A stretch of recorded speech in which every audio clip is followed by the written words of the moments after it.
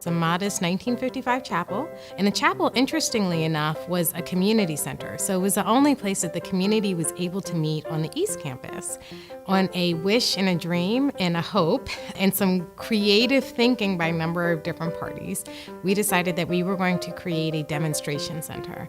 And the demonstration center was intended to demonstrate innovation, technology, and the connection with the community here on the St. Elizabeth's East Campus. The St. Elizabeth East Campus is a 180-acre site owned by the District of Columbia and was once part of the largest mental health communities in the United States. The hospital, organized in 1855 by social reformer Dorothea Dix and Dr. Charles Nichols, was an example of a mid-19th century movement advocating the humane treatment of the mentally ill. The East Campus was mainly used for agricultural purposes in support of the hospital until the first buildings were constructed in 1902.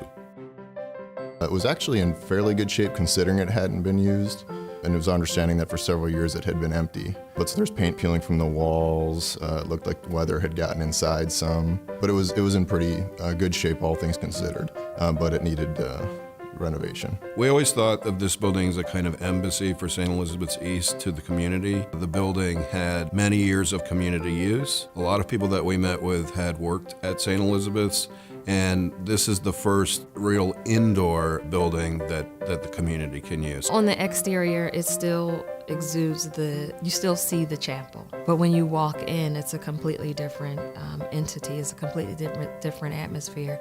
So we've been able to keep the historic part of the building, as well as come inside and, it's state of the art. Everything in here is state of the art.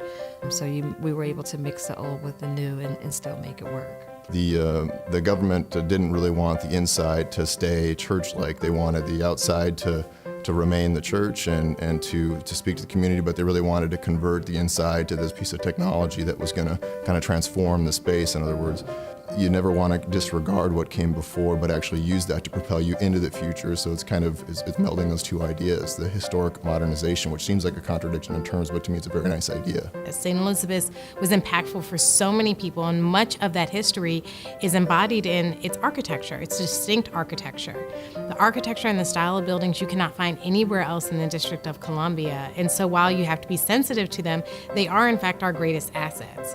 Many people don't know what to do with historic buildings, and so by creating R.I.S E, we gave people an idea of what you can do with a campus like St. Elizabeth's.